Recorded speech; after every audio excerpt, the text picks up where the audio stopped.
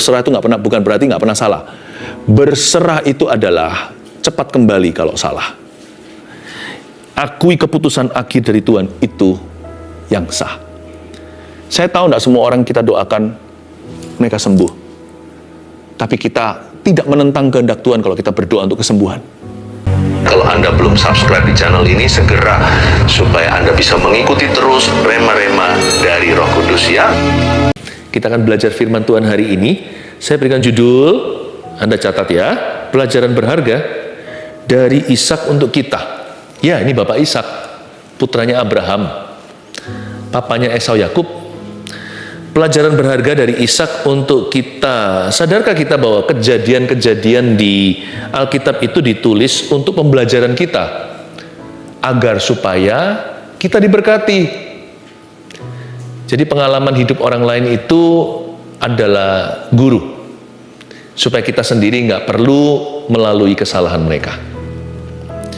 Nah, kejadian di firman Tuhan semuanya itu betul-betul diceritakan gamblang. Benar salah mereka Tuhan tidak tutup-tutupi, Roh Kudus inspirasi, supaya Anda dan saya jadi smart. Lebih tepatnya, jadi berhikmat. Mari kita sekarang baca. Ini langsung cerita tentang Yakub ketika diberkati Ishak sebagai anak sulung.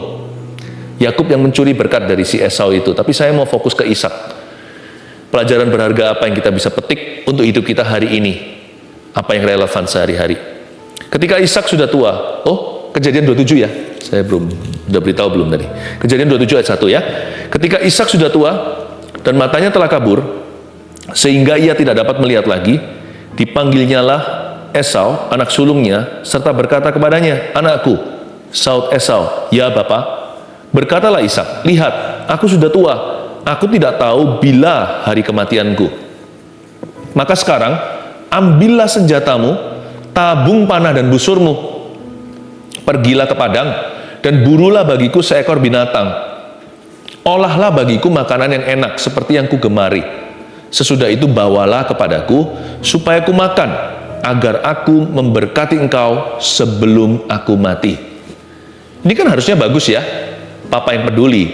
Tapi kalau Anda dan saya teliti, di sini ada sebuah kesalahan besar yang Ishak hampir lakukan, yaitu memberikan berkat kepada orang yang Tuhan bilang dia bukanlah pewaris berkat itu. Sekalipun si Esau itu anak yang sulung, tapi Tuhan sudah berfirman. Saya jelaskan dulu satu persatu ayat per ayat ya. Ayat pertama, ketika Ishak sudah tua dan matanya telah kabur. Jadi Ishak ini umur berapa? Dia berumur 137 tahun ketika kejadian ini terjadi. Ketika Ishak sudah tua dan matanya telah kabur, saya bisa mengerti. Kalau orang itu sudah tua, lanjut sekali usianya, jangankan 137. Umur 80 aja pendengaran mulai berkurang atau mata mulai kabur. Ini sudah lebih dari 100 tahun. Jadi Ishak ini hidup sampai umur 180. Sejarah mencatat dan Alkitab juga menuliskannya. Dari 137 ke 180, dia masih hidup 43 tahun lagi setelah itu. Jadi kejadian ini sebenarnya bukan pada saat dia hampir mati. Dia masih hidup lagi cukup lama setelahnya. Tapi dia nggak bisa resiko, karena dia sudah tua. Kalau sudah umur segitu, kapan saja. Zaman dulu orang hidup lebih lama. Zaman itu ya. Tapi meskipun demikian, mereka juga nggak pernah dapat kepastian kapan akan dipanggil Tuhan. Panggil pulang ke rumah Bapa maksudnya. Ishak ini sudah tua, matanya sudah kabur. Tapi dia berkata di ayat 2, berkatalah Ishak, "Lihat, aku sudah tua. Aku tidak tahu bila hari kematianku." Menurut saya sih bijaksana. So far so good di dua ayat ini. Dia kepingin menata rumah tangganya. Ya, dia mau tulis surat wasiat. He wanted to write his will. Ya, dia mau settle affairs of his household. Dia mau mempersiapkan setelah kepergian. Menurut saya ini orang tua yang sangat bijaksana. So far so good sih. Malahan hari-hari ini kita itu nggak punya persiapan. Jangankan anak muda, seringkali kita tuduh orang muda itu nggak punya persiapan hidup. Siapa bilang Orang tua kadang-kadang melakukan hal yang sama, serupa, atau lebih fatal. Kalau orang muda tidak mempersiapkan masa depan, kita yang semakin hari semakin tua tidak mempersiapkan keturunan. Kita tidak mempersiapkan orang-orang yang selanjutnya. Kita hidup untuk generasi kita. Saya jadi ingat Hizkia. Hizkia didatangi Yesaya. Nabi seperti ini pasti tidak disambut welcome. Kan kita suka sekali kalau kedatangan Nabi itu dapat nubuat atau nubuatan yang indah-indah. Tapi Nabi ini datang dan berkata, "Hei Raja, you akan meninggal dunia. Rapikan rumah tangga. Tolong settle your affairs. Urusan-urusan itu loh dibuat beres. Nanti kalau mati jadi kacau balau. Write your will atau tulis surat wasiat. Jadi semua orang jadi tahu, nggak tabrakan nanti di lapangan." Hizkia nangis kan, kita semua tahu ceritanya di Perjanjian Lama, di kitab Raja-Raja. Lalu dia menghadap tembok, mewek di depan Tuhan. Tapi Tuhan dengarkan loh, Tuhan itu cinta. Dikasih tambah 15 tahun hidupnya. Ya itu cerita lain kali, nanti saya akan bahas itu ya. Tapi intinya adalah Tuhan itu baik memberitahu kepada seseorang sebelum dia mati supaya nanti jangan yang terpongah-pongah. Pongah-pongah adalah generasi berikutnya. Atau nanti segala sesuatu ditinggalkan untuk orang yang tidak siap untuk hal itu. Jangan-jangan yang kita tinggalkan nanti hutang, piutang. Jangan-jangan yang kita tinggalkan adalah dosa. Berapa banyak orang seperti macan tutul mati meninggalkan tutulnya. Orang berdosa mati meninggalkan dosanya. Jangan sampai hidup bagi generasimu sendiri. Hari-hari ini saya mendapat rema waktu saya belajar soal Ishak yang sudah tua. Meskipun bukan pas mendekati kematian, dia masih hidup cukup lama. Dia nggak bisa resiko. Dia cepat-cepat tata rumah tangganya. Ini bijaksana. Ada sebuah rema yang saya dapatkan. Pelajaran berharga dari Ishak untuk kita. Baik yang muda maupun yang tua. Termasuk yang tua apalagi. Kita semua nih. Saya sih semakin hari semakin tua juga. Saya bukan before 30. Jadi semua saya pikirkan jauh hari. Untuk gereja. Untuk keluarga. Untuk orang lain. Ya.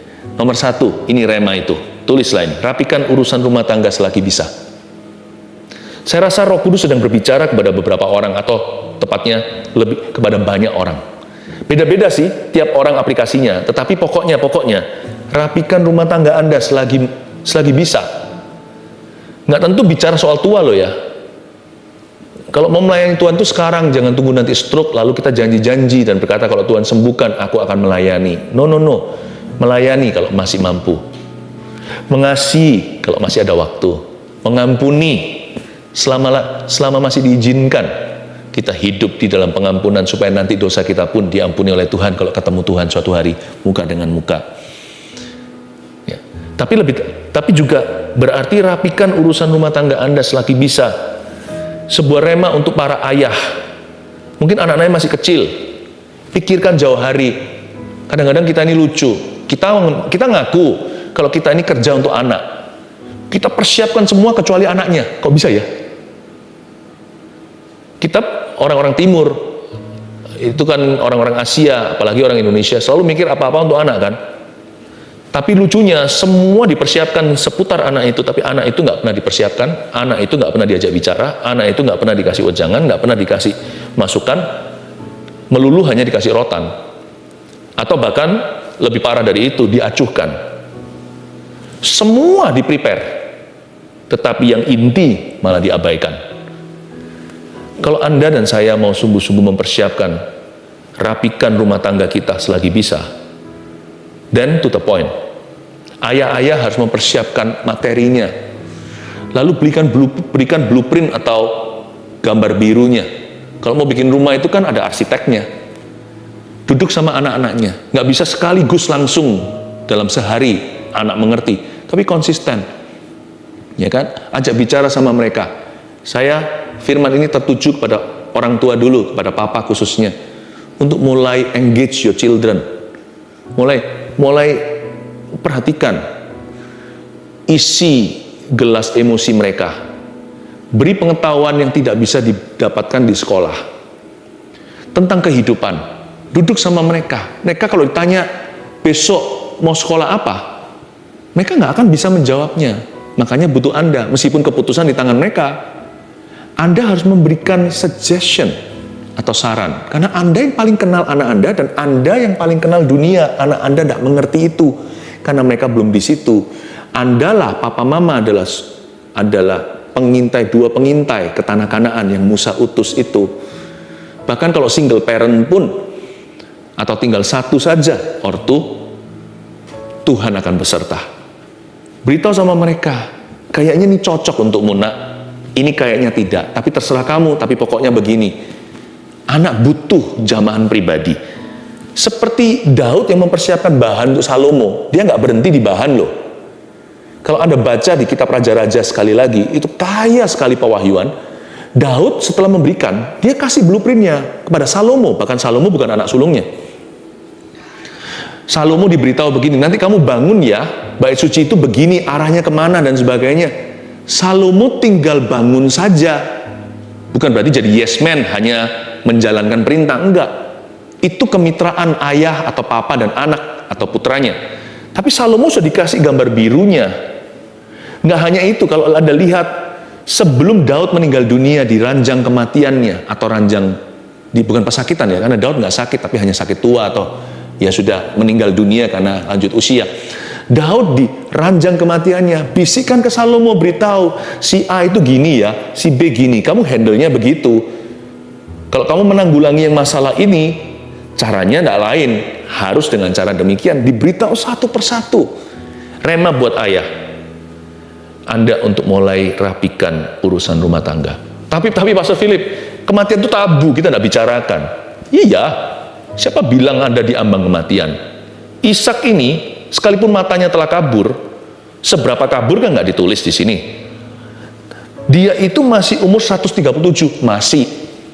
Karena dia nanti hidup sampai 180. Dari sini ke situ masih ada 43 tahun lagi. Cukup lama loh, 43 birthdays. Atau 43 kali happy birthday to you. Tapi nggak bisa resiko. Harus rapi itu rumah tangga. Untuk ibu juga sama. Mama nih, mama punya jamahan pribadi yang berbeda dengan ayah. Seorang ibu itu jadilah seperti mamanya Lemuel. Mama Lemuel Raja Masa. Kalau Anda mengira Amsal ditulis Salomo semua, salah. Saya nggak tahu si Lemuel itu siapa, apakah nama samaran Salomo atau enggak, pokoknya itu nama lain. Amsal 31 termasuk di dalamnya itu loh, pujian pada istri yang cakap, ya kan? Wanita yang cakap, wanita yang takut akan Tuhan itu seperti permata. Itu ditulis oleh seorang mama untuk anaknya, atau wejangan seorang ibu kepada putranya. Ada banyak hal yang Anda harus persiapkan dalam perjodohan putra maupun putri Anda, masa depan mereka, hubungan mereka dengan sesama. Menurut saya kalau zaman mama turun tangan ya, lebih sedikit pornografi yang akan digandrungi oleh anak-anak muda, termasuk ayah yang harus turun tangan sama-sama. Saya dorong Anda ya, saya rasa pesan hari ini bukan hanya untuk orang tua ya, jadi yang anak-anak muda jangan gigit jari, ini persiapan untuk Anda suatu hari nanti, tetapi bukan hanya itu, anak-anak muda juga punya tugasnya, rapikan urusan rumah tangga, selagi bisa. Maksudnya apa? Nanti sebelum Anda sendiri berumah tangga. Dulu saya tinggal di rumah papa mama, saya bisa jaga mereka secara pribadi, beliau berdua. Sekarang saya punya keluarga sendiri, maka saya nggak bisa seperti dulu, meskipun semakin indah, tetapi pasti ada bedanya. Untungnya puji Tuhan, pada waktu seluruh keluarga saya belum sepenuhnya dalam Kristus, kami termasuk saya udah mengusahakan dulu, bahkan orang tua, untuk bisa mengenal Yesus secara pribadi. Lebih dekat, saya masih ingat kok, saya sempat bicara sama mama saya yang tercinta untuk kita lebih giat membaca firman Tuhan, karena mama sudah Kristen dari dulunya. Saya masih ingat waktu bersama dengan papa berdoa ketika beliau menerima Yesus, saat kami membawa Injil dari anak ke ayah dengan kasih. Saya masih ingat. Untungnya itu semua terjadi waktu saya single, atau sebelum hari ini saya sibuk sekali. Nanti setelah itu semua berubah, musim berbeda. Waktu kemarau jangan cari panas. Kemarau cari panas ya. Waktu kemarau jangan cari salju maksudnya. Kalau waktu lagi musim dingin jangan cari panas. Pada waktu single, waktu Anda masih bujangan, tinggal di rumah papa, mama, atau ayah, ibu, layani mereka. Khususnya bawa perkara kekal. Karena Anda belum bisa membahagiakan mereka secara materi. Nggak apa-apa, nggak usah terburu-buru, berbuah pada musimnya. Jangan pada waktu Anda belum bisa, Anda frustrasi, kok nggak bisa make my parents happy. Beliin apa kayak yang mahal, kayak apa kayak. Nggak tentu itu yang mereka butuhkan. Itu menurutmu.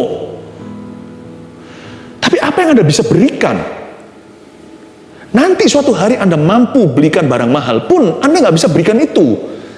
Selama masa Anda tinggal di rumah mereka.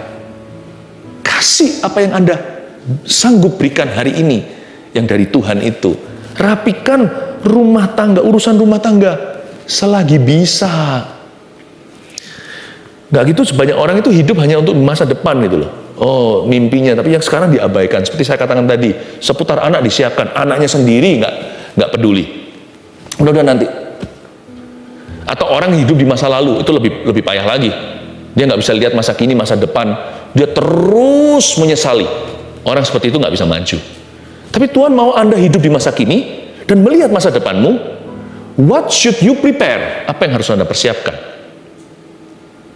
Beberapa orang perlu kembali sekolah. Kalau masih bisa.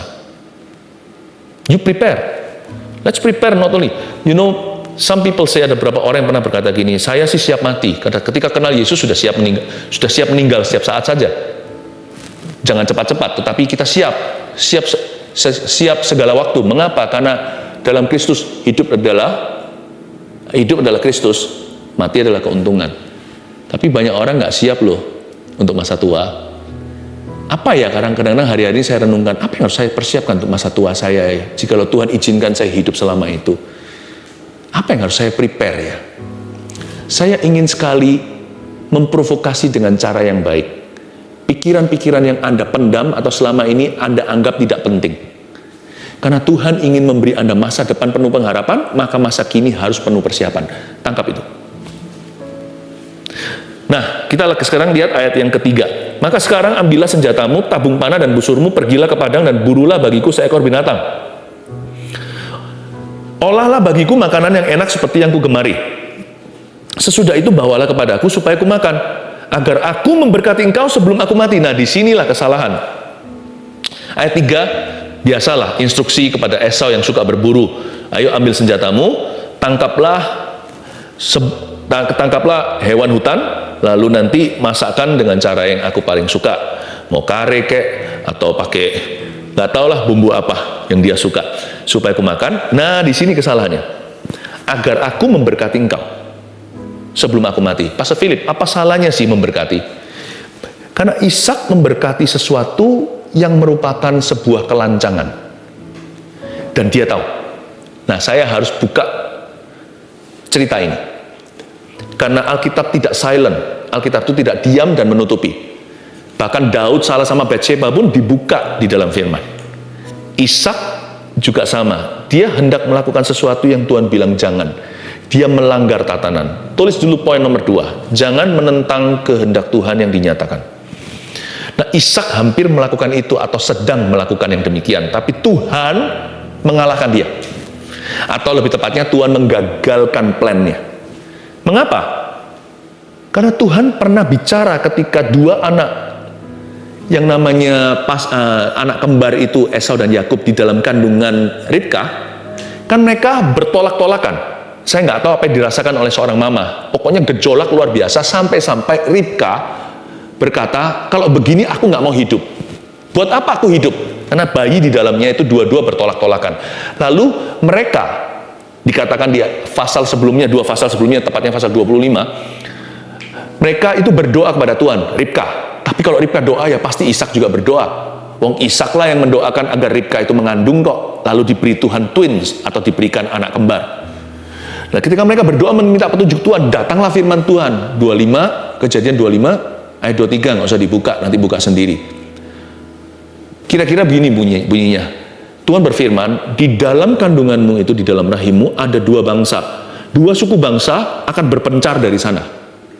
Satu suku bangsa akan lebih kuat daripada suku bangsa yang lainnya, dan yang tua akan menjadi hamba yang lebih muda. Udah jelas dari awal.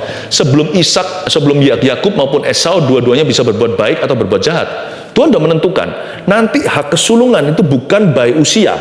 Hak kesulungan itu by pilihan. Dan pilihan Tuhan jatuh kepada Yakub, sebelum dikasih nama Yakub,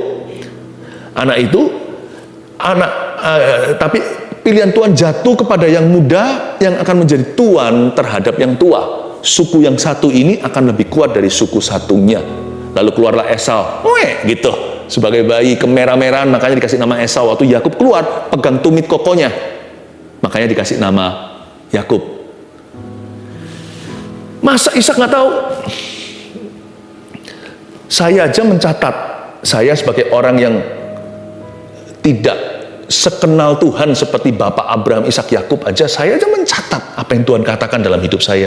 Bukan hanya di memori, saya catat beneran. Tanggal berapa Tuhan ngomong apa sama saya, apa yang dinyatakan, saya nggak akan sia-siakan. Karena saya tahu Tuhan mean it, atau Tuhan serius dengan itu. Dan Tuhan udah menyatakan sama Ishak, dia tahu kok. Dia tahu. Tapi dia mau menentang kehendak Tuhan. Siapa tahu Tuhan berubah pikiran. Dia mencoba melawan takdir yang dinyatakan. Bukan berarti saya percaya takdir lalu kita nggak berbuat apa-apa, bukan. Tetapi ini jelas-jelas Tuhan sudah menyatakannya kepada mereka berdua, suami istri. Belum lagi si Esau itu sudah kelihatan nampak bukanlah orang pilihan. Mau tahu kenapa? Karena Esau mengambil 2 perempuan Kanaan sebagai istrinya. Bukankah Ishak sendiri mengerti bagaimana Abraham mengusahakan jodohnya, yaitu Ribka?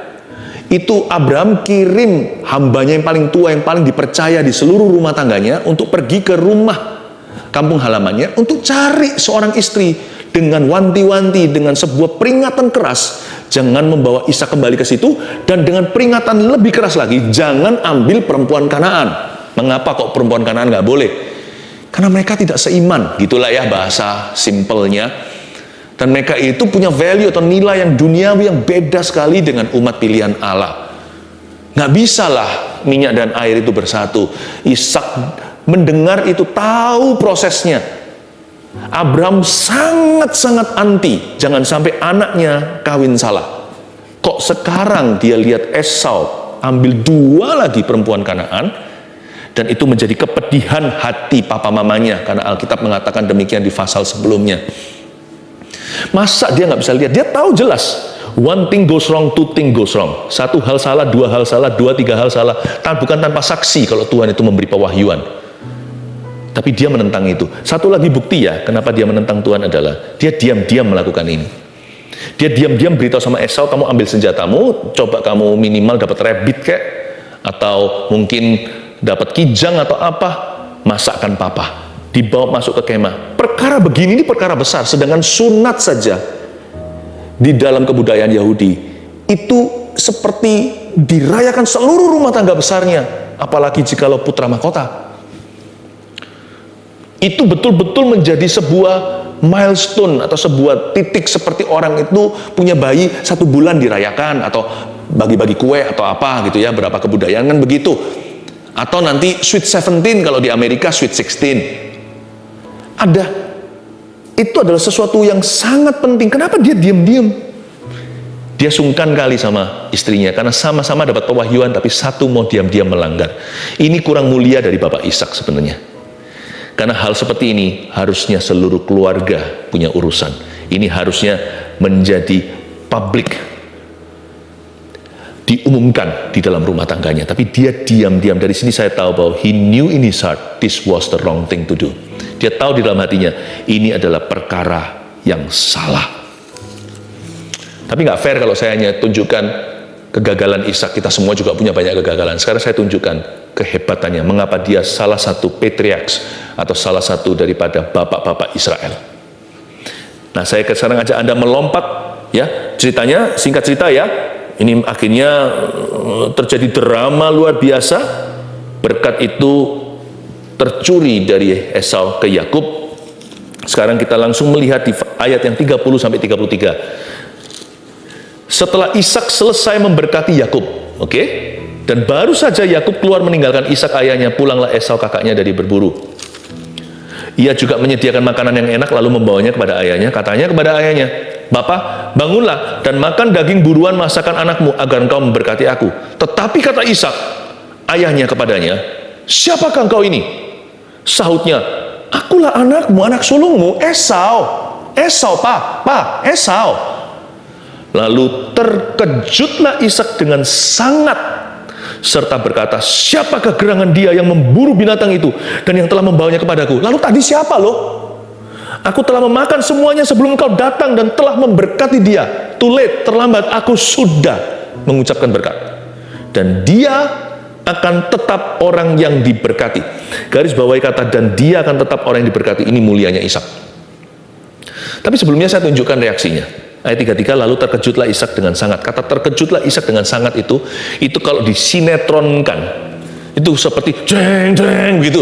Lalu sampai episode berikutnya, sampai orang gatal-gatal, ini gimana nih berikutnya? Itu dia trembling greatly. Bayangin orang seusia itu, dia gemetar, mungkin berapa gelasnya berjatuhan. Aduh, siapa itu tadi? Mungkin beberapa mejanya terbalik.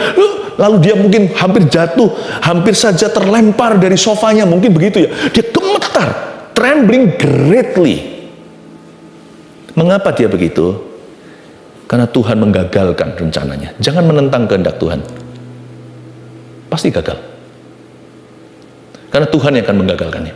Saya tidak berkata bahwa Tuhan yang membuat Yakub mencuri berkat itu membuat dia berhasil. Enggak. One way or another, dengan satu cara atau cara yang lain, berkat itu akan jatuh ke Yakub. Hanya Yakub tidak percaya. Ribka juga tidak percaya. Tuhan tidak perlu dibantu kok. Semua akan indah pada waktunya. Waktu Tuhan akan tiba. Jadi jangan sampai tangan kita itu menancapkan apa-apa. Kita nurut aja sama Tuhan. Kehendaknya akan jadi. Asal kita belajar setia dengan perkara hari ini. Paham ya? Nurut aja sama Tuhan, semua rancangannya akan digenapi. Asal kita hari ini belajar untuk taat. Belajar untuk taat, bukan berarti sudah bisa taat sempurna. Belajar untuk taat tiap langkah hidup kita. Waktu kita gagal pun kita masih bisa belajar taat loh, dengan bertobat. Waktu kita salah atau dosa. Asal kita begitu, Tuhan akan bawa kita ke sana. Saya nggak berkata bahwa Tuhan pakai Yakub, Tuhan yang suruh Yakub, enggak. Ini manusia. Tapi di sisi Ishak memang Tuhan izinkan ini untuk menggagalkan dia. And God had beaten him to it. Kayak seolah-olah saya mau ambil cangkir ini, sebelum saya ambil tiba-tiba Tuhan sudah mengambilnya dari saya. Saya kalah satu langkah. Ishak nyaris menurunkan berkat. Nyarisnya seperti apa? Yakub baru keluar, Esau masuk, mereka papasan begini. You can never win against God. Nggak akan bisa menang. Karena kita nggak mungkin bisa outrun Tuhan. Nah, tetapi mulianya Ishak di mana? Kalau Anda baca, setelah dia gemetar demikian rupa, shock setengah mati, untung aja dia nggak stroke dan mati. Dia berkata, aku telah memakan semua sebelum kamu datang tadi dan telah memberkati dia. Lalu kalimat berikut inilah kemuliaannya. Dan dia akan tetap orang yang diberkati. Dan Ishak berkata, indeed, he will stay blessed. Luar biasa ya. Dia berkata, indeed, sungguh, sesungguhnya aku katakan padamu, dia tetap akan diberkati. Aku tidak akan mencabut berkat itu dari dia. Ketika Ishak menyadari bahwa dia telah salah, dia tidak bersikukuh berada di dalam kesalahannya. Dia berbalik segera dan berkata, I know there is God in this. Ada Tuhan di dalam ini. And that man will remain blessed. He will stay blessed. Dan orang itu akan tetap diberkati. Ini membuat Esau nangis setengah mati.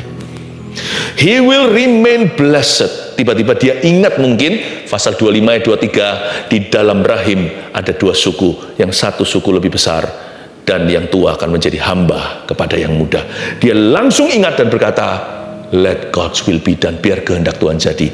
Dan dia berbalik segera dan mengucapkan kalimat berikut ini yang membuat saya terharu. And he, dalam keadaan buta nih, and he will remain blessed. Dan dia akan tetap diberkati. Banyak orang kalau sudah salah gimana? Terlanjur, telat, lanjut aja. Atau kalau orang Jawa Tengah berkata bablas. Ya, itu Bang Jo bablas. Bang Jo itu artinya lampu merah, sikat. Coba kalau kita nyetir, kuning nih, kita sudah setengah. Itu moncongnya mobil udah di luar batas. Kita gas, betul kan? Kalau si siapa namanya, kalau si Ishak nggak begitu. Dia atret, dia reverse dan mundur, kembali di balik garis. Karena bagi dia, keputusan terakhir itu dari Allah. Nomor 3 tulis, akui keputusan akhir dari Tuhan. Akui keputusan akhir dari Tuhan itu yang sah. Gak pernah terlambat kok untuk kita itu berbalik atret ceritanya, atau reverse gear, atau giginya mundur ke belakang. Dan dia akan tetap orang yang diberkati. Inilah definisi berserah. Berserah itu bukan berarti nggak pernah salah. Berserah itu adalah cepat kembali kalau salah. Akui keputusan akhir dari Tuhan, itu yang sah. Saya tahu tidak semua orang kita doakan mereka sembuh. Tapi kita tidak menentang kehendak Tuhan kalau kita berdoa untuk kesembuhan. Karena Tuhan Yehovah Rafa. Namun demikian, kalau kita sembuh hari ini atau belum, atau kita akan sembuh nanti atau enggak sama sekali. Kalau kita minta mujizat atau berkat juga sama aplikasi.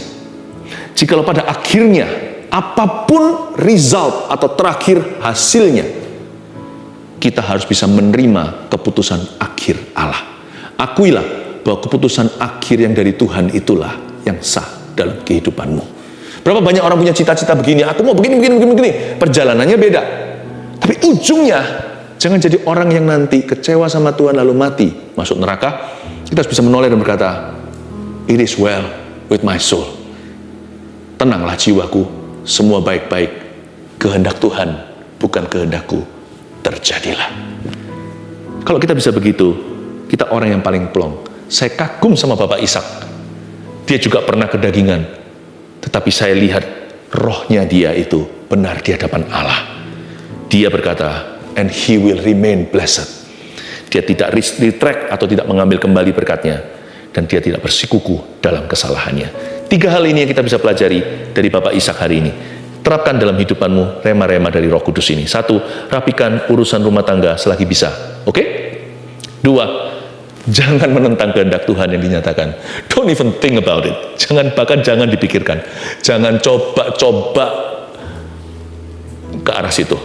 3, akui keputusan akhir dari Tuhan itu yang sah. Haleluya. 1 Petrus 4 ayat 7. Kesudahan segala sesuatu sudah dekat. Karena itu, kuasailah dirimu dan jadilah tenang, supaya kamu dapat berdoa. Saudara yang terkasih, terima kasih telah mendengarkan firman Tuhan hari ini. Jangan lupa untuk dukung terus channel ini dengan cara subscribe, like, share, dan juga komen, agar saudara kita yang lain juga boleh terberkati. Tuhan Yesus memberkati kita.